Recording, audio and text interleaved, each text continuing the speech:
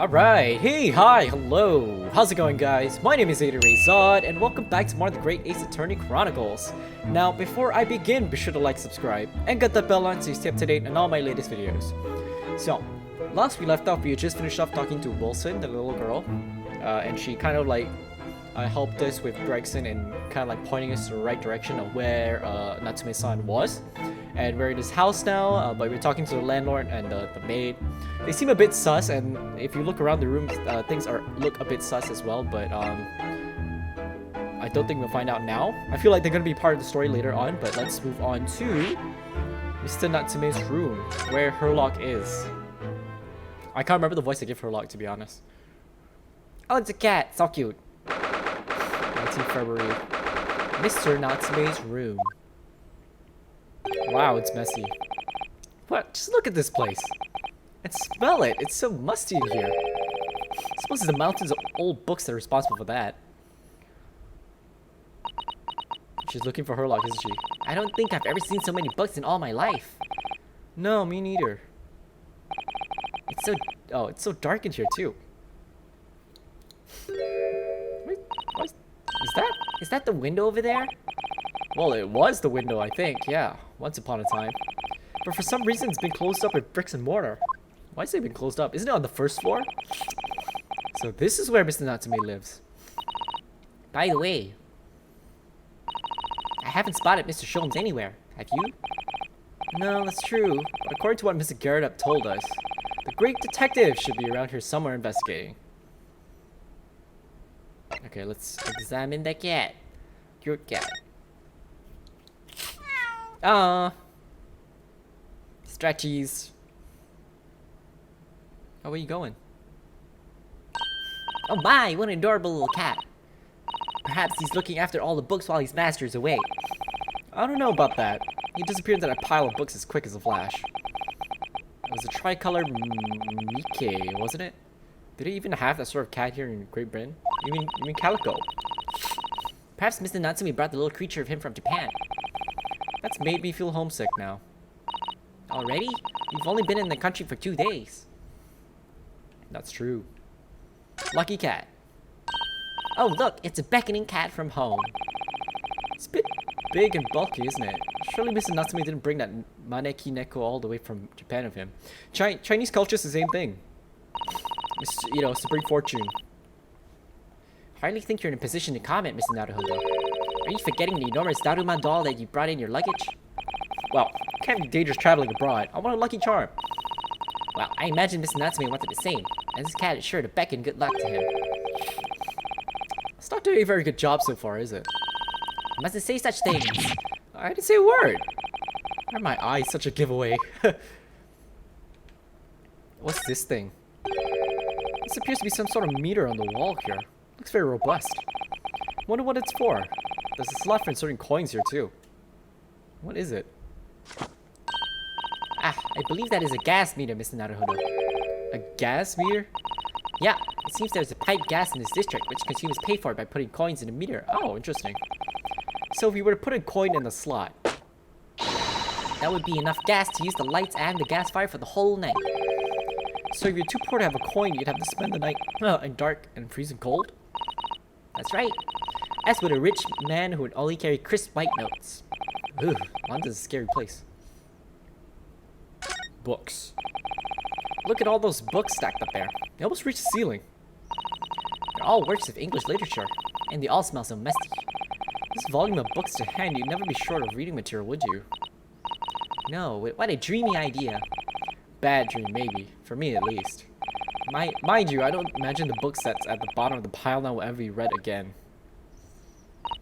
Ah, so reading it is an experience that comes but once in a lifetime, just as a tea ceremony teaches us. Certainly didn't expect the conversation to turn down the path of tea ceremony philosophy. Okay, there's a box up here. Can I? No. Let's look at the window. That's weird. Could you even call this a window? Because he's on the first floor. If he was in the basement, if there was a basement, then I guess that makes sense. But he's on the first floor. I think so. There's a window at one time, but after all. Although all that remains is a frame around some bricks now. So really it's just a wall then, isn't it? Why would anyone deliberately brick it up like that? I'm afraid I have no idea. Ah! Perhaps Mr. Natsume painted the brick design on in a fit of whimsy. That's alarmingly feasible.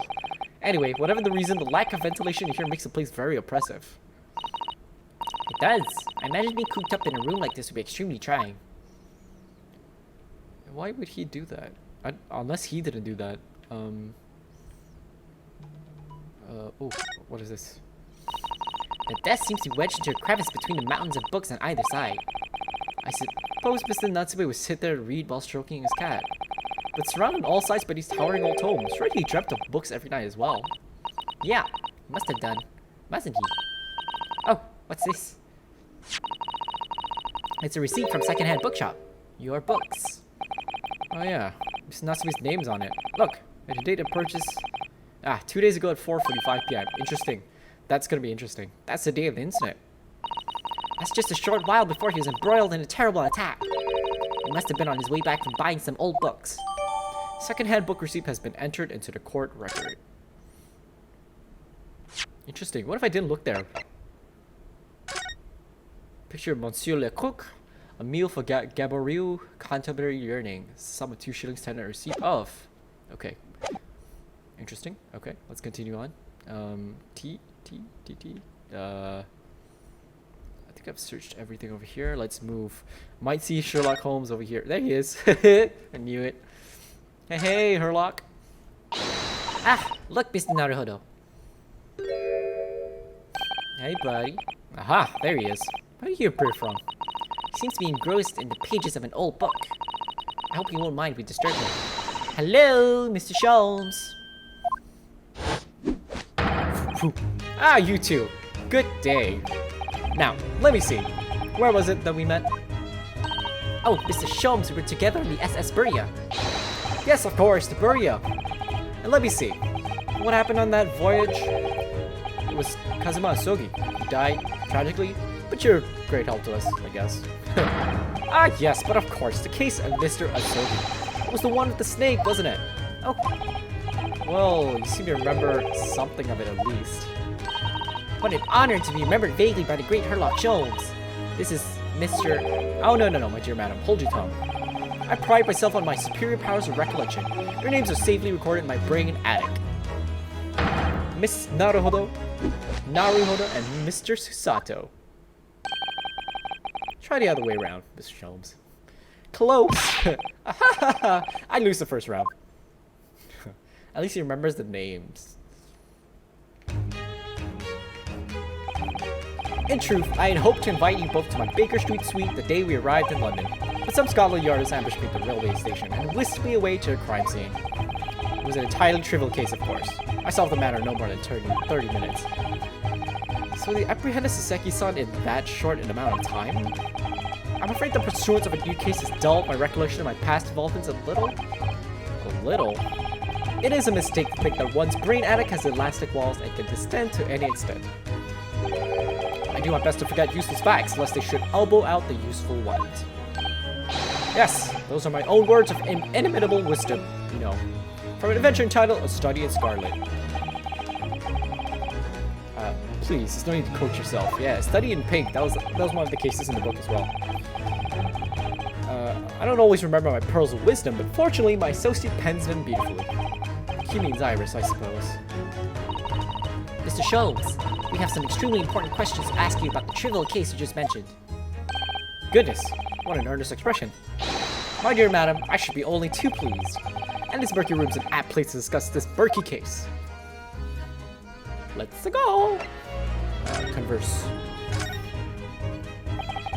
We know this to be the lodgings of a Japanese foreign student by the name of Saseki Natsume. It seems that you assisted in his arrest, Mr. Sholmes, for stabbing a young woman outside here on Briar Road. Huh, Natsume. Yes, I believe it was a name rather along those lines. But Mr. Natsume denies it. Was it really just justifiable to arrest him on so little? I'm sorry, Mrs. Sato, but I have not the slightest idea what you mean. What? I can't believe he was looking Susato-san squarely in the eye while feigning ignorance. I assure you, I'm not merely feigning ignorance. It would appear as if the pair of you are under some misapprehension. Oh? How? I assure you, I have no recollection of accusing your stupid compatriot of the crime. But that doesn't make sense. The good detective of Scotland Yard made the following request of me, and I quote verbatim. We need you to ascertain the identity and whereabouts of the man seen fleeing the crime scene. Ah, man. Seen fleeing. There were a number of books scattered on the pavement at the scene. From the book plates, I was quickly able to determine the bookshop from which they had been purchased. On speaking with the proprietor, I was immediately led to this address. Elementary, wouldn't you say? I believe there is a receipt around here somewhere from the establishment in question. So you don't think Mr. Natsume is the culprit then? That I could not tell you. But it was aggravated my faculties, hence why I returned here. However, this place is such a trove of fascinating books, I found myself quite lost in bibliophilia. Do not be deceived into believing that I am a man of leisure. No. Oh dear. Okay, so he didn't accuse Natsume-san of the murder. He was just told to look for this guy.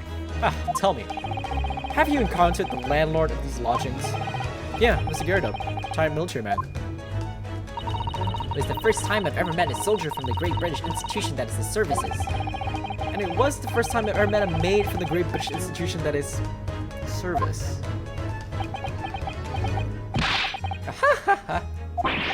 I didn't think that was that funny. I do apologize. As you may well be aware, many households in London employ a maid. Yes, I read as much in my Great Britain primer. And so, conversely, whether or not a household employs a maid has come to betoken the social standing of those dwelling therein. Betoken their social sorry? Put simply, my dear fellow, those who employ at least a single maid are considered middle class. Those who do not are beneath that. Any upper echelons of society, of course, households employ enough staff to constitute a large family. Goodness, how extraordinary.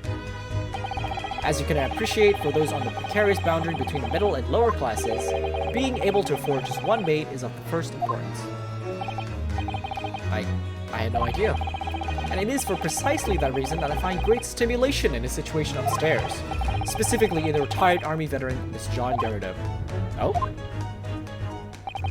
Affable as he is, the fellow is hiding something. Whether or not it imposes on the circumstances of this case, I am as yet unable to ascertain. Wow, I'm thoroughly lost on what he meant to say. Yeah, I kind of feel like Gyarados involved as well. Dingy room. This room is thoroughly suffocating for the soul, my dear fellow. I assure you, any man whose lot is to dwell in a place such as this will stab somebody sooner or later. Mr. Natsume stabbed no one. But sooner or later, as I said. Eventually. I don't believe that's the issue here. About this dark little room, Mr. Sholmes. Why is there no longer a window? Do you have an idea? No window? Well, I mean, I can clearly see that there's a window of sorts. But it's been completely blocked with bricks. I see. The answer to that question is quite simple. Window tax. Window tax? What is that? Surely not a tax on windows. Wow. I wonder what window tax mean. Precisely that. Oh my goodness. Until relatively recently, a tax was levied on households in this country by a number on their windows. Those of lesser means, having inherited a sizable and costly family home perhaps, rapidly closed windows up. Why? I didn't know there was a window tax. Why? Well, the rich opened windows here and there and everywhere, in an effort to curry favor with those with power by furnishing them with large sums of tax money. Why is there a window tax? That doesn't make sense. How awful and unjust, forcing people to live in rooms devoid of light. Indeed, disease was rife as a result. So some 40 years ago or thereabouts, the window tax was abolished. Oh, okay. But its legacy remains, as you can see, in a squalid lodging such as these, for example. I suppose Mr. Natsume's stipend for living here in London isn't very generous, perhaps. It would appear so. I've done a little digging, and discovered that these lodgings were offered at an extraordinarily low price. Extraordinarily. Because their room is so awful, I should think.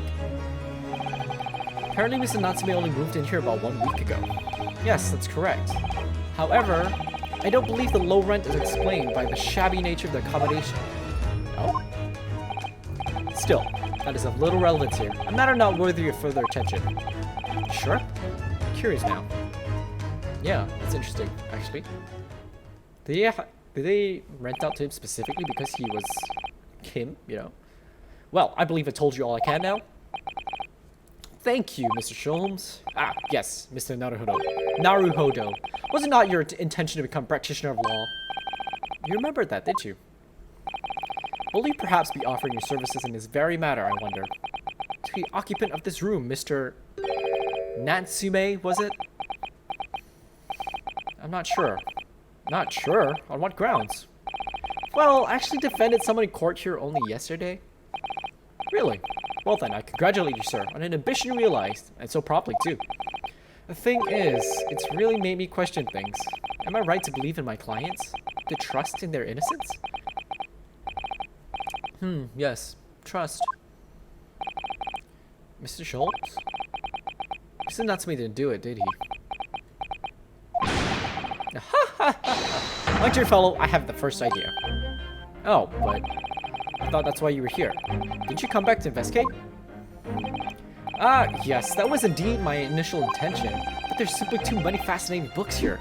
I couldn't possibly ignore them. Ow. I see. Nevertheless, there are two facts that I can state quite unequivocally. The man who fled the scene of the crime 2 days ago was a Japanese occupant of this room, and there are witnesses who swear to having seen the same wit man commit the crime. That is all I can say. Ah, and one more thing. Oh, what is it, Mr. Sholmes? Tell us. I cannot say with any certainty whether or not it is of relevance to this case, but I'm quite sure that the retired army man who owns this property is hiding something. Mr. Garrett is... Mr. Sholmes said as much before, actually, didn't he? I kind of figured that as well. Anyway, at present, that is really all that plays on my mind in relation to this case. Mr. Naruhodo, as yet, our investigations have uncovered nothing that could help establish Mrs. Natsume's innocence. No, you're right. Perhaps it's time we probed a little deeper into Mr. Garrett's secret. Just remember, I cannot be sure whether the landlord's secret will prove to be of relevance or not. But I wish you every success, of course, Mrs. Naruhodo. Okay. A busy man indeed. He's gone back to his book in the corner of the room. Okay, let's move back up. I think... Are they in the room? Oh, they're not. Perfect.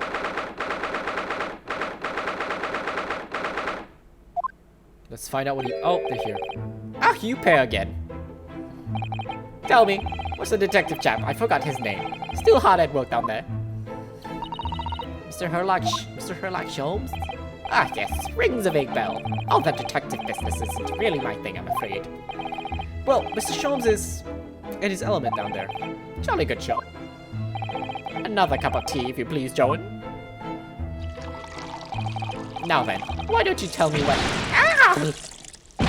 For the upteen time, woman, will you watch what you're bolly well doing? I shall be serving dinner shortly, sir. Huh? Ah, yes, of course. Frightfully rude of me, but I'm afraid I shall have to ask you to take your leave, if you'd be so kind. Oh, yes, of course. We are deeply grateful for all your assistance. Not at all, not at all. Don't get much chance to talk with young foreigners like yourselves. It's been a pleasure. Best of luck and all that. Perhaps you could see yourselves out. According to Mr. Sholmes, Mr. Garrett is hiding something. And since no other avenues of investigation seem open to us at the moment, perhaps we should do some digging. Oh look, Sholmes is right there. Examen. Hey ho, Sholmesy, what you doing? Ah, what's he doing over there? Mr. Sholmes? Aha! We meet again, my dear fellows. Good gracious! Why did you sneak in here? Herlock Sholmes, sir, at your service. Whatever were you doing over by the window?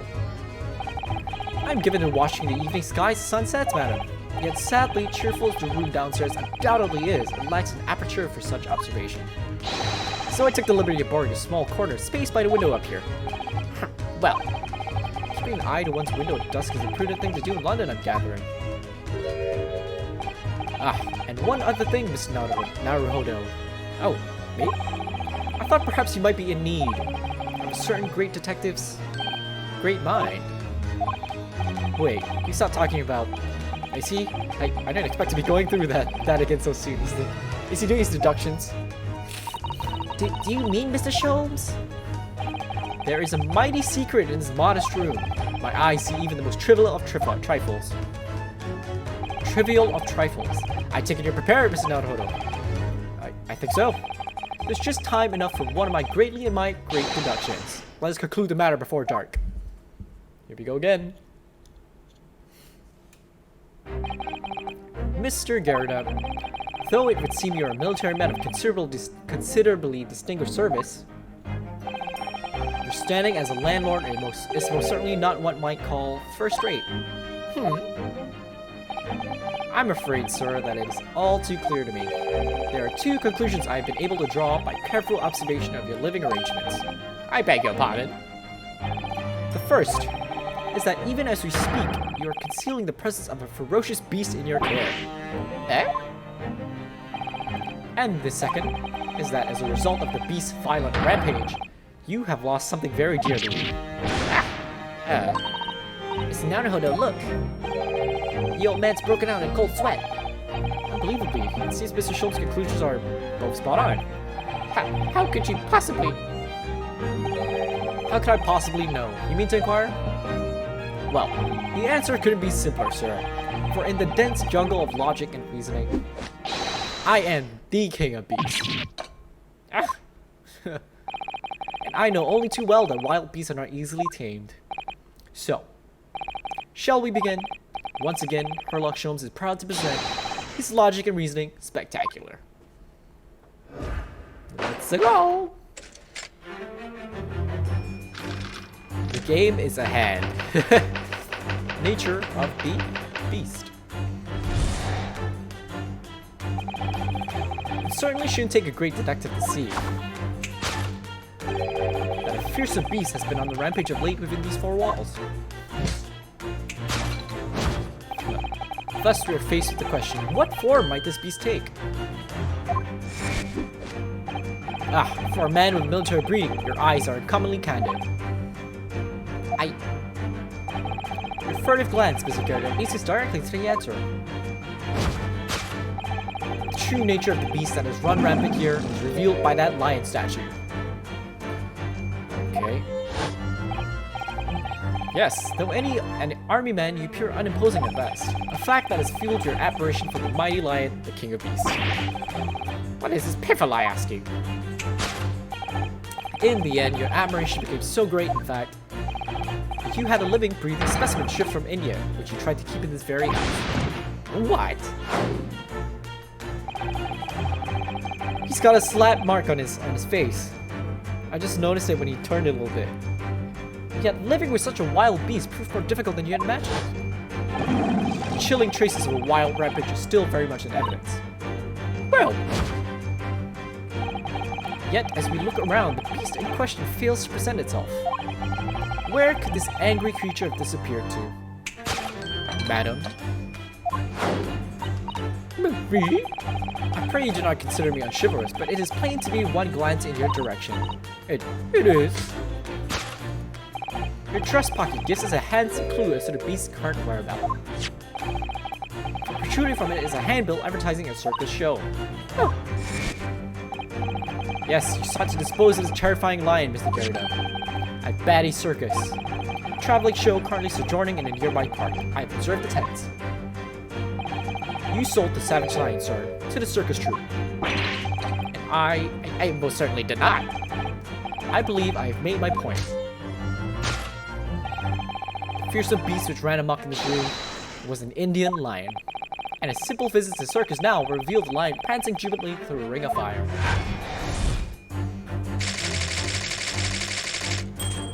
No.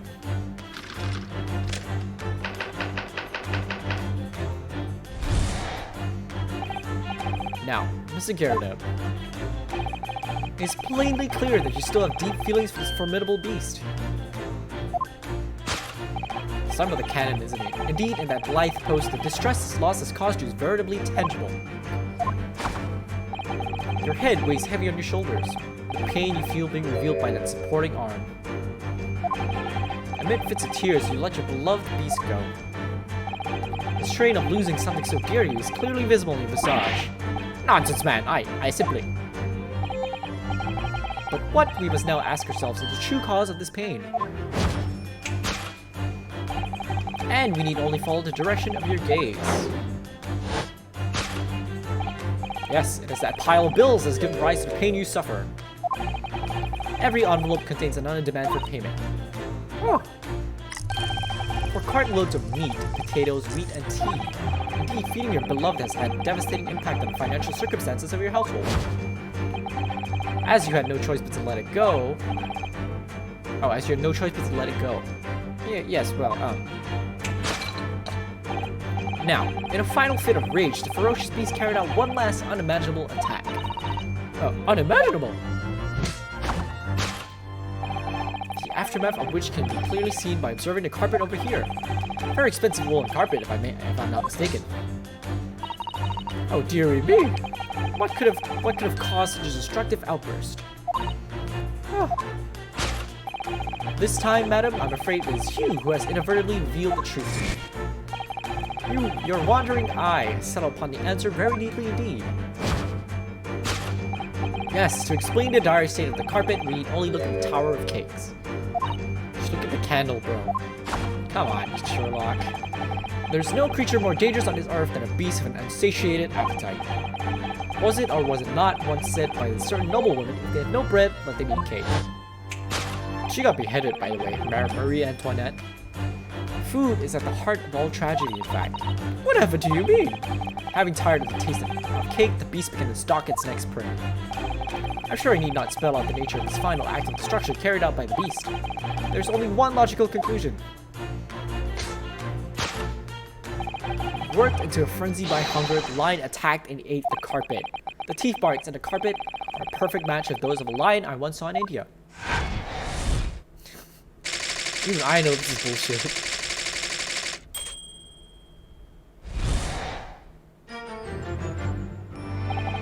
Thus concludes Herlock Sholmes' great deduction of this beastly puzzle.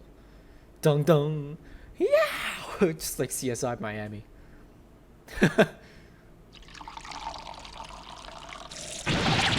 Ah! What's the matter with you, Joan? The boy's scalding hot tea all over me. Oh, I'm sorry, Mr. Garrett. I'm afraid I didn't notice. My deductions can be startlingly sharp. It stands to reason that your cup runneth over. Indeed, my revelations can make people spill tears at times too. Oh. Mr. Sholmes, sorry to butt in again, but can I make an observation? Why, certainly, Mr. Naruhodo. What is it? Again. Well, your deductions just now. Do you really think a lion could have fit inside a room of this size? Indeed, it is the only explanation for the facts. The terrifying truth all too often lies beyond the realms of common sense. But wouldn't it be an idea to consider what lies inside the realms of common sense as well?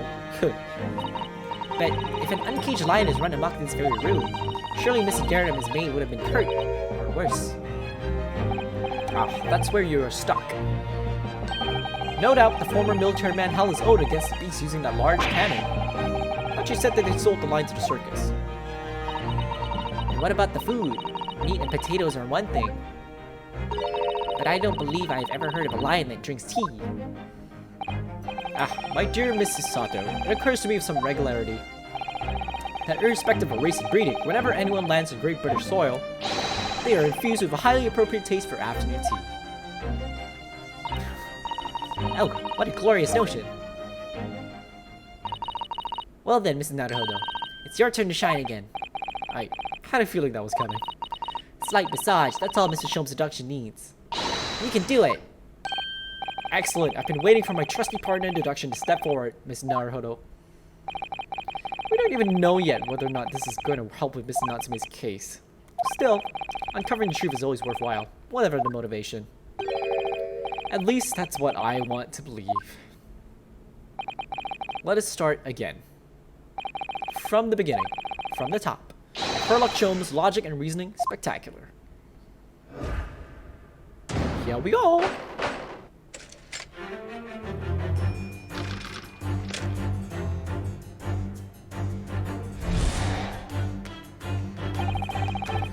certainly shouldn't take a great detective to see. A fearsome beast has been on the rampage of late in these four walls. Okay, I'm just gonna skip through this because he's said all this before. Let's take, okay. Military breeding, eyes of common candidate, from a glance, getting up this directly to the answer. Chief nature of the beast that's from around here, but that line statue. Wrong. Really didn't see the lion thing coming. No, but if you observe Mr. Garrett's reaction, it rather seems as though some beast did indeed run amok here in this room. Yeah, something of very fierce nature. But it couldn't have been a lion transported from India. So what was it then? We must follow Mr. Garrett's gaze. That will lead us to the true answer. It's probably the cannon, right?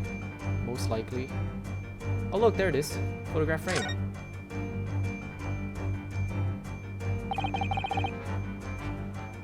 Oh. That... I don't want to be rude, but that lady has the same shape of the woman that was stabbed downstairs. I'm just saying. It does, but you can't make out his bride. No, how unfortunate. Something must have struck the glass directly over the woman's face. Wonder what happened. Probably best not to delve too deeply. It's gotta be this, right? Newlywed.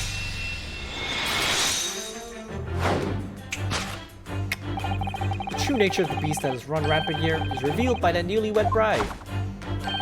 Precisely, Mr. Naruhodo. No other explanation could possibly fit. Yes, this frame pictures your wife, Mr. Garrett.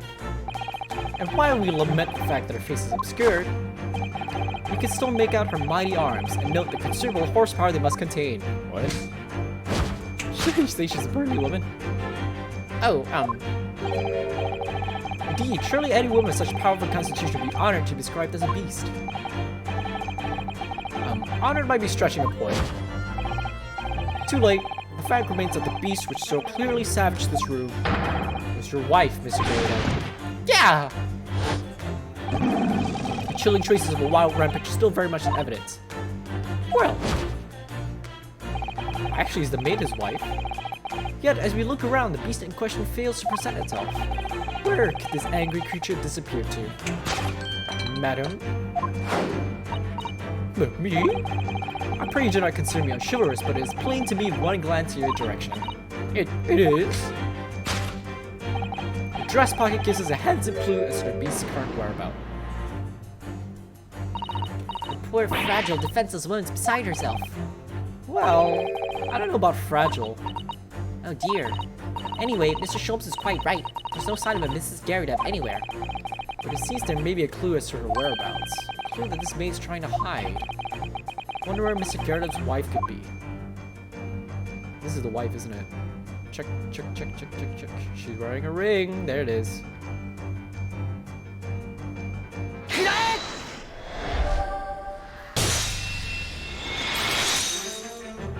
That's why she keeps pouring tea on him. She's pissed at him. Whatever gives us a handsome clue to the beast's current whereabouts. Oh. Indeed it does. The flowery band gleaming on your finger gives you away. Oh. For it is identical to the one shown on the hand of Mr. Garrett's wife in his photographic print. In other words, you are no ordinary household maid. No. You are Mr. Garrett's lucky bride.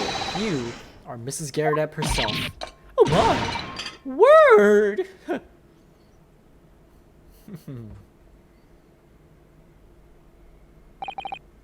Well, jolly fine detecting, sir. As you rightly surmise, this is the wife, yes.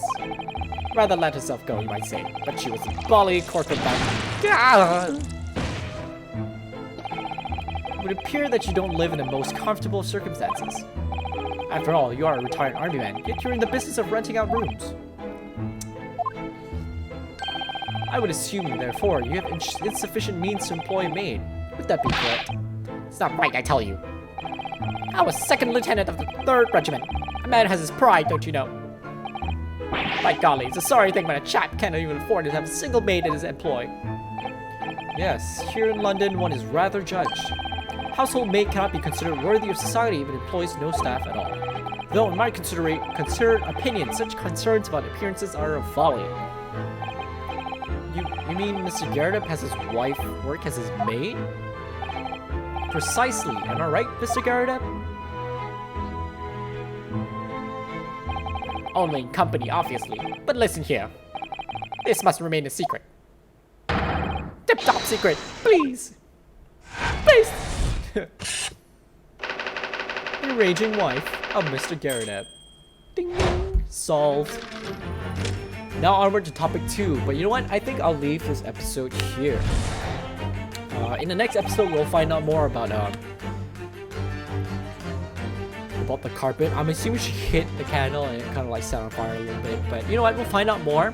And I guess we'll find out and see if this is connected in any way to Natsume Soseki's alleged crime or not. But for now, if you like what you see and you like what you hear, be sure to like, subscribe, and get that bell on so you stay up to date on all my latest videos.